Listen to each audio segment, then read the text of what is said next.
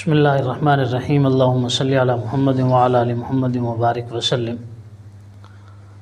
صحیح بخاری شریف جو قرآن مجید کے بعد مسلمانوں کے ہاں سب سے زیادہ صحیح اور معتبر کتاب ہے، جس میں آقا نامدار حضور صلی اللہ علیہ وسلم کی احادیث درج ہیں، احادیث کا مجموعہ ہے۔ تو صحیح بخاری میں اللہ کے نبی صلی اللہ علیہ وسلم نے ایک حدیث بیان فرمائی۔ واقعہ کچھ یوں ہے کہ بنی اسرائیل میں ایک عورت اپنے چھوٹے بچے کو دودھ پلا رہی تھی۔ معلوم ہوا کہ دودھ پلانا صرف اس شریعت کا خاصہ نہیں ہے کہ حضور صلی اللہ علیہ وسلم کی شریعت میں عورتوں کو حکم دیا گیا ہو کہ اپنے بچوں کو دودھ پلائیں، بلکہ اس سے پہلی شریعتوں میں بھی، پہلے زمانے کے لوگوں میں بھی یہ پریکٹس عام تھی کہ لوگ اپنے بچوں کو ان کی اپنی والدہ سے ہی دودھ پلواتے تھے۔ اسی لیے شریعت کا مسئلہ اب بھی یہی ہے کہ خدا نخواستہ زوجین میں اختلاف ہو جاتا ہے، جدائی ہو جاتی ہے، تو اگر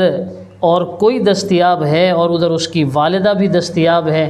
مگر چونکہ اب اس آدمی کی وہ بیوی نہیں رہی، وہ کہتی ہے میں اس شرط پہ دودھ پلاؤں گی کہ میں اس کی اجرت لوں گی، تو اس بچے کے باپ کو چاہیے کہ اس عورت کو، یعنی اپنی سابقہ بیوی کو بے شک اجرت دے، لیکن وہی زیادہ ترجیح رکھتی ہے کہ وہی اپنے بچے کو دودھ پلائے۔ تو بہرحال بچوں کو دودھ پلانے عورت کی شرعی ذمہ داری ہے۔ اگر کسی قسم کی کوئی اس میں شرعی رکاوٹ نہ ہو، کوئی طبی طور پر مسئلہ نہ ہو، تو بہرحال عورت کو اپنے بچے کو پورے 2 سال تک دودھ پلانا چاہیے۔ ہاں کوئی مسئلہ ہے، خدا نخواستہ طبی طور پر میڈیکل اس کو اجازت نہیں دے رہا، تو پھر ایک الگ چیز ہے۔ تو بہرحال ایک عورت اپنے بچے کو دودھ پلا رہی تھی، اسی اثنا میں ایک آدمی گزرا، بڑی عالی شان ایک سواری پہ سوار تھا، بڑے کر و فر کے ساتھ اور بڑے متکبرانہ چال کے ساتھ، یعنی اس کا جو انداز تھا اس کو دیکھنے سے یوں پتہ چل رہا تھا کہ کوئی بہت بڑا آدمی ہے۔ اور مائیں جیسا کہ ہوتی ہیں کہ ہر اچھی چیز دیکھ کر خواہش رکھتی ہیں کہ ہمارے بچے کے پاس یہ آ جائے،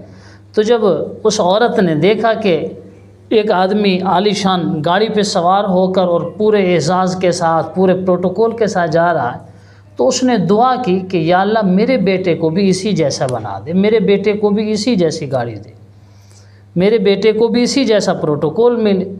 تو اس بڑے آدمی کو دیکھ کر اس عورت نے دعا کر دی کہ یا اللہ میرا بیٹا بھی اسی جیسا بنے۔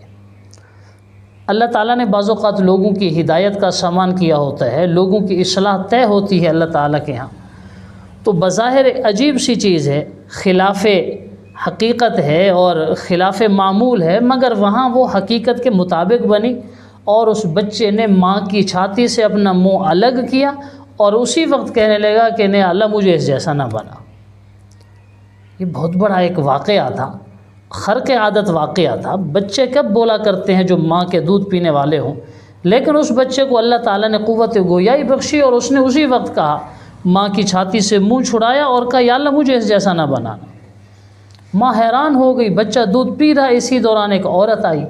اس عورت کے پیچھے کچھ لوگ لگے ہوئے تھے اور اس کو زانیہ، فاحشہ، بے حیا اس طرح کے القابات سے نواز رہے تھے، اور وہ بیچاری روتی ہوئی اور اسی طریقے سے مظلومیت کے ساتھ آ رہی تھی، اور اس کی زبان پر ایک ہی جملہ تھا، حسبی اللہ و نعم الوکیل، حسبی اللہ و نعم الوکیل۔ اب بظاہر وہ بڑی بری عورت تھی اور بڑی غربت کے عالم میں، مظلومیت کی شکل میں، قسم پرسی کے عالم میں چل رہی تھی، اور اس کے پیچھے ایک جم غفیر تھا جو اس کو غلط کہہ رہا تھا، مگر وہ عورت حسبی اللہ و نعم الوکیل یہی ورد کر رہی تھی۔ اگر خدا نخواستہ کوئی آدمی کسی پریشانی کا شکار ہے، کسی مصیبت کا شکار ہے، تو بہرحال بزرگوں نے لکھے یہ بڑا مجرب وظیفہ ہے، حسبنا اللہ و نعم الوکیل پڑھا جائے یا حسبی اللہ و نعم الوکیل پڑھا جائے۔ اس کا معنی مفہوم یہی ہے کہ بس ہمیں اللہ ہی کافی ہے، اللہ ہی بہترین مدد کرنے والا ہے، وہ بہترین کارساز ہے۔ وہ عورت بھی یہی پڑھ رہی تھی، دوسرے لفظوں میں وہ اپنی زبان سے اقرار یہ کر رہی تھی کہ میں باحیا عورت ہوں، میں شریف عورت ہوں، میں زانیہ نہیں ہوں، میں چور نہیں ہوں۔ ان کے الزام کا انکار کر رہی تھی، مگر وہ مسلسل اسے زانیہ، بے حیا اور اسی طریقے سے نواز رہے تھے۔ تو جب اس عورت کو دیکھا، اب فطری سی چیز ہے، ماں کب چاہے گی کہ میرا بچہ اس جیسا بنے، تو اس ماں نے پھر دعا کی یا اللہ میرے بیٹے کو اس عورت جیسا نہ بنانا، یعنی وہ جو مظلوم بھی ہے یا ان کے نظروں میں وہ زانیہ بدکار بھی ہے، تو اس عورت نے کہا یا اللہ میرے بیٹے کو اس جیسا نہ بنانا۔ اللہ کی شان کہ اس بچے نے دوبارہ اپنا منہ چھڑایا اس کی چھاتی سے اور پھر باہر منہ نکال کے کہتے ہیں کہ یا اللہ مجھے اسی عورت جیسا بنانا۔ بڑا عجیب و غریب ایک واقعہ ہوا، عورت بڑی حیران رہ گئی۔ ہمیں جو اس سے سبق ملتا ہے، بلکہ آگے اس بچے نے وضاحت بھی کی جب اس عورت نے پوچھا کہ بیٹا تم کیوں میری مخالفت کر رہے ہو؟ ایک تو تمہارا بولنا بڑا عجیب ہے کہ تم اب پنگوڑے کی عمر میں ہو، دودھ پینے کی عمر میں ہو، اور اس عالم میں تم بول رہے ہو، اور بات بھی تم نے فقط وہی کی ہے جو تمہاری ماں کی مخالفت میں جاتی ہے۔ میں نے کہا یا اللہ میرے بیٹے کو اس آدمی جیسا بنا دے، تو نے کہا جس جیسا نہ بنا۔ میں نے کہا اس عورت جیسا نہ بنانا میرے بیٹے کو یا اللہ، تو نے کہا نہیں یا اللہ مجھے اسی عورت جیسا بنانا۔ چکر کیا ہے، معاملہ کیا ہے؟ اب اللہ تبارک و تعالی نے اس بچے کو تیسری بار قوت گویائی بخشی۔ اب وہ بچہ کہنے لگے امی جان یہ جو پہلا آدمی تھا جو بظاہر بڑا سیٹھ اور بڑا مالدار اور بڑا اشراف اور شرفاء میں سے لگ رہا تھا، یہ ظالم آدمی ہے، اور ظالم آدمی ہے، میں نہیں چاہتا کہ مجھے اللہ ظالم بنائے۔ اب ظلم فقط یہ تو نہیں ہوتا کہ بندہ کسی کو مارے، اس نے طاقت حاصل کی ہوئی ہے، اس آدمی نے مال و دولت حاصل کی ہوئی ہے، تو وہ ظلم کی وجہ سے، قرآن نے تو واضح کہا ہے، بلکہ اس چیز کی طرف اشارہ بھی کیا ہے لا تأکلوا بینکم بالباطل، کہ باطل طریقے سے ناحق طریقے سے مال نہ کھا۔ بلکہ دوسری مقام پر تدلوا بہا الی الحکام، لوگ ایسا کرتے ہیں کہ ڈاکہ زنی کے ساتھ، غصب کرنے کے ساتھ، بالکل ظلم کے ضابطوں سے، رعایا سے پیسے اور اس طرح سے مال و دولت لیتے ہیں اور پھر اپنے حکام کے پاس لے جاتے ہیں اور پھر وہاں بڑے مزے سے کھاتے ہیں۔ تو کسی کو مارنا ہی ظلم نہیں ہوتا فقط، کسی کو قتل کرنا ہی فقط ظلم نہیں ہوتا، یہ بھی تو ظلم ہے کہ آپ نے جو قوت حاصل کی ہے دوسرے کو دھوکہ دے کے کی ہے، آپ نے جو مال حاصل کیا ہے دوسرے کا مال چھین کر اپنا مال بنایا ہے، تو یہ بھی ایک ظلم ہے۔ تو اس بچے نے فوراً کہا، چونکہ اللہ نے اسے قوت گویائی بخشی تھی اور ہمارے اور آپ کے لیے ایک سبق تھا کہ مال ہمیشہ اچھا نہیں ہوتا، طاقت ہمیشہ اچھی نہیں ہوتی، عہدہ اور منصب ہمیشہ اچھا نہیں ہوتا، شہرت ہمیشہ اچھی نہیں ہوتی۔ ہاں اگر مال و دولت ایسا ہے جو جائز طریقے سے لیا جائے، ایسی شہرت ہے جو انسان کو فتنے میں مبتلا نہیں کر رہی، ایسی گاڑی ہے، ایسا بینک بیلنس ہے جو انسان میں تکبر اور فخر پیدا نہیں کر رہا، تو یہ نعمتیں ہیں، اس میں کوئی شک نہیں۔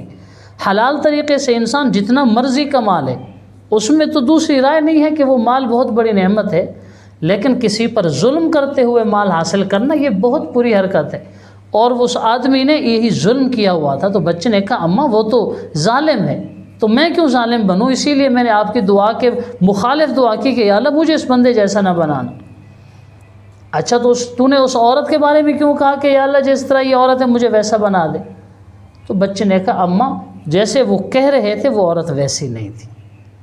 یعنی میں یہ نہیں چاہتا کہ میرے اوپر تہمت لگے یا میں بھی اسی طرح مظلومیت کا شکار ہوں، مطلب یہ کہ جیسے وہ عورت باحیا ہے میں چاہتا ہوں میں بھی ویسا باحیا بنوں، جیسے وہ عورت نیک ہے میں چاہتا ہوں میں ویسا نیک بنوں، یعنی ظالم بننے سے بہتر ہے انسان مظلوم بن جائے۔ تو اس بچے نے